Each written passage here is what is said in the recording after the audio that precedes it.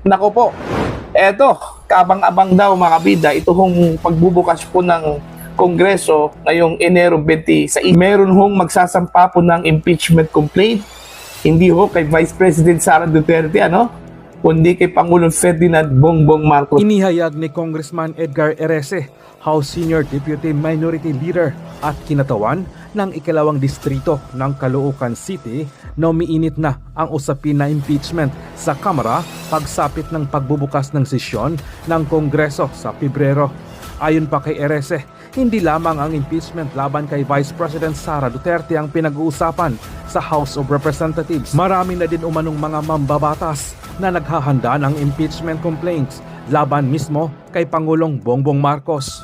Batay sa kanyang pahayag sa isang panayam, posibleng iangkla ang magiging batayan ng impeachment laban sa Pangulo sa mga umano'y anomalya sa panugalang 2025 national budget, gayon din ang 150 billion unprogrammed appropriation na isinama sa 2026 General Appropriations Act or GAA.